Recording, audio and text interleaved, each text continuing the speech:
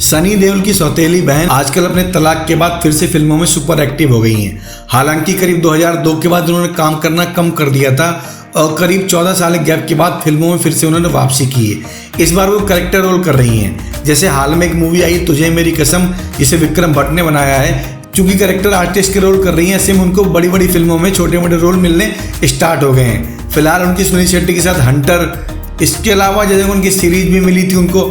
और मजे की बात है कि उन्होंने अजय देवगन के साथ एक मूवी की थी जिसका नाम था मैं ऐसा ही हूँ। इस मूवी के बारे में ईशा देओल ने काफ़ी दिलचस्प एनेक्डोट बयां किए हैं। उनके अकॉर्डिंग जब वो मैं ऐसा ही हूँ की शूटिंग कर रही थी तब काफ़ी सारे अखबार टेबलॉइड ने बहुत ही अजीब तरह की स्टोरी चलाई थी।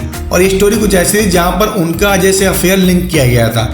चूँकि अजय मेरे बहुत सीनियर हैं, मैं उनके साथ बहुत ज़्यादा ओपनली बिहेव कर रही थी। हमारे परिवार में पंजाबी बैकग्राउंड कॉमन है, ऐसे में लोगों को लगा मेरा उनसे अफेयर है। ये बात हेमा मालिनी को जब मालूम पड़ी तो उनको बहुत अजीब लगा, बिकॉज वो भी अजय को अपने बेटे के तौर पर मानती थी। उनको ये बात बिल्कुल अच्छी नहीं लगी कि हेमा की बेटी का कनेक्शन अजय से जोड़ा जा रहा है। चूँकि अजय अपने प्रोफेशनल तरीके से बिहेव करने के लिए जाने जाते हैं, ऐसे में उन्होंने इस बात पर कोई रिएक्ट नहीं किया। लेकिन कई सारे मीडिया हाउसेज ने इस खबर को चलाया और ये बात काफ़ी हद तक ईशा देओल को परेशान करती रही। ईशा के अकॉर्डिंग मैं उनकी बहुत रिस्पेक्ट करती हूँ, उनके साथ मेरा बहुत ही रिस्पेक्ट, लव और एडमिरेशन वाला रिलेशनशिप था। ऐसे में अफेयर की बात सोचना बहुत ज़्यादा अजीब लगता है। अजय ईशा ने मैं ऐसा ही हूँ के अलावा कई सारी फिल्मों में काम किया है, जैसे काल, इंसान, कैश, युवा। ऐसे में इनकी बॉन्डिंग तो स्ट्रांग होनी थी। इसके अलावा 2022 में एक वेब सीरीज आई थी अजय देवगन की रुद्रा, उसमें भी दोनों ने ठीक ठाक साथ में काम किया था।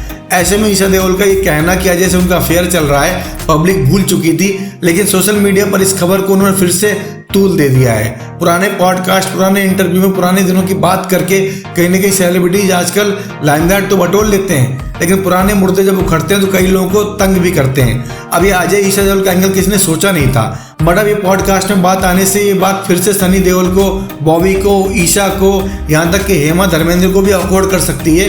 बिकॉज कोई नहीं चाहता पुरानी खबरों को इस तरीके से इंटरव्यू में दोहराया जाए। मीडिया का काम होता है चटपटी खबरों को छापना और सेलिब्रिटी का काम होता है उनको इग्नोर करना। लेकिन ये खबर बाहर निकाल के कहीं ना कहीं हेमा मालिनी की बेटी ने सनी को, बॉबी को अकॉर्ड कर दिया है।